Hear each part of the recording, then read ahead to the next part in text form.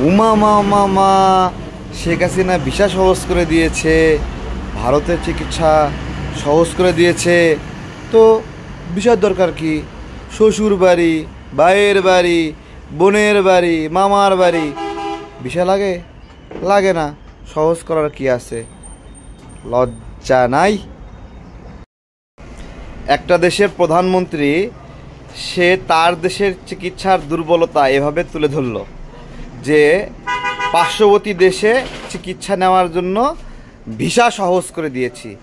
এই রকম নির্লজ্জ আচরণ, এই রকম বেশরম আচরণ বিশ্বের কোনো দেশের প্রধানমন্ত্রী করবে কিনা আমি জানি না।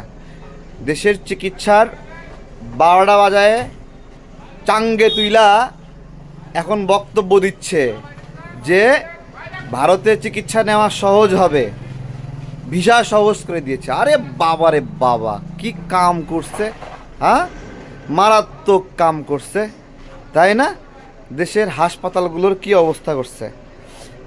সাহিত্যে পড়াশোনা করা লোককে স্বাস্থ্য মন্ত্রণালয় বানায় দিয়ে চিকিৎসা ব্যবস্থা ধ্বংস করে আজকে বলছে ইন্ডিয়ায় চিকিৎসা নেওয়া সহজ হবে, ভিসা সহজ করে দিয়েছি। কি কামটা করছে শেখ হাসিনা, তাই না? চমৎকার করছে না? কিও ভাই ব্রাদার, বড় ভাই, চাচা, খালু, সবাই শুনছেন নি? আপনাদের নেতৃত্ব মারাত্মক কাজ করছে, একবারে মানবতা মানে ডুঙ্গি উল্টায় ফেলছে। হ্যাঁ, দেশে যথেষ্ট ভালো মানের চিকিৎসক রয়েছে, কিন্তু সমস্যা কি? হাসপাতালগুলোতে দুর্নীতি হয়, মেশিনগুলো নষ্ট, অপরিচ্ছন্ন, দায়িত্ব নাই, হাসপাতালে সঠিক সময়ে ডাক্তার আসে না। এই হলো সামগ্রিক অবস্থা। চুরি চামারি অনেক ধরনের সমস্যা রয়েছে, এগুলো নিয়ন্ত্রণ করার কোনো কিছু নাই। এগুলোকে সহজ করতে পারতেছে না। বলছে ইন্ডিয়ায় চিকিৎসা সহজ করে দিয়েছে। বাপ রে বাপ, একবারে উল্টায় ফেলছে শেখের বেটি, তাই না? কি মারাত্মক কাজ করছে না? গত কিছুদিন আগে নেপাল থেকে বাংলাদেশে এসে সার্জারি করে গেল। ইন্ডিয়ায় ভুল চিকিৎসায় সে ভুক্তভোগী ছিল। এরপরে ইন্ডিয়ায় অনেক বাংলাদেশি নাগরিক চিকিৎসা নিতে যায় মৃত্যুবরণ করে, এবং সেগুলো ধরা ছোঁয়ারও বাহিরে। বাংলাদেশে কোনো হাসপাতালে ভুল চিকিৎসায় কেউ মারা যাক, আইন আদালতের মাধ্যমে ক্ষতিপূরণ নেওয়া সহ বিভিন্ন সময় হাইকোর্ট রায় দিয়েছে। 10 লক্ষ টাকা ক্ষতিপূরণ, 20 লক্ষ টাকা ক্ষতিপূরণ, এগুলো দিয়েছে। এটা দেশে চিকিৎসা করলে সম্ভব হয়। ইন্ডিয়ায় একটা ভুল চিকিৎসা করে কেউ মারা গেলে কেউ দড়ি বাঁধতে পারবেন? বলেন, পারবেন? জিজ্ঞাসা করছি।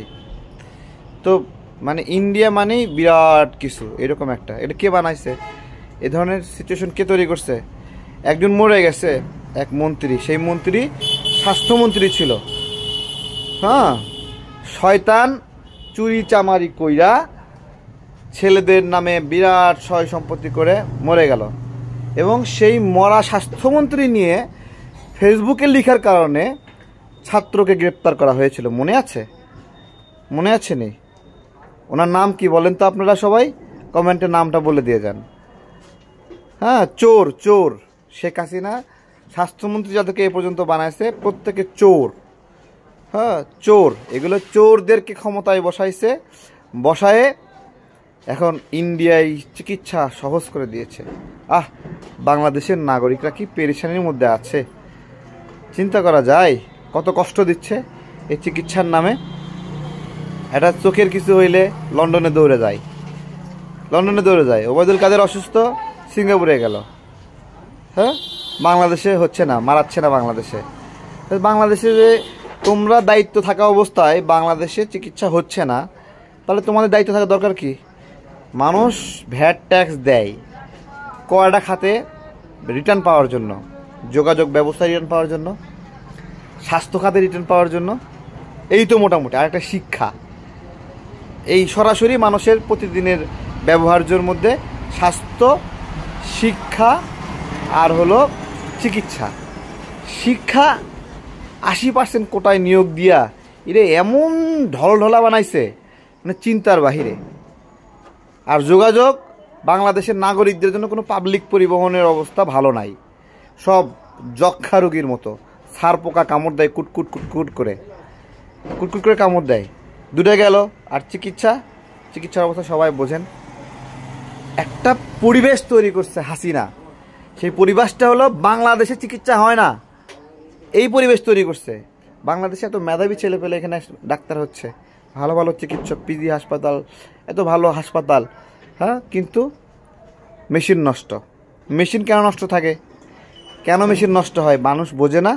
সোহরাওয়ার্দী হাসপাতালে মেশিনগুলো নষ্ট, মেশিন নষ্ট, ব্যবস্থা নেওয়ার কেউ নাই, কেন নষ্ট থাকে বোঝে না। হ্যাঁ, আশপাশের বেসরকারি ডায়াগনস্টিকে পেট ভরানোর জন্য এগুলো নষ্ট দেখায়। এই অবস্থায় চলছে আমাদের, এগুলো দিয়ে কোনো সমাধানের সুযোগ নাই। বেডি কি করছে, ভারতে ভিসা সহজ করে দিছে, চিকিৎসা সহজ করে দিছে। হ্যাঁ, তো তুমি বাংলাদেশের কি করলা? হ্যাঁ, বাংলাদেশের চিকিৎসা, নাগরিকদের চিকিৎসা বাবদ হাজার হাজার কোটি টাকা ইন্ডিয়ায় চলে যায়, হাজার হাজার কোটি টাকা।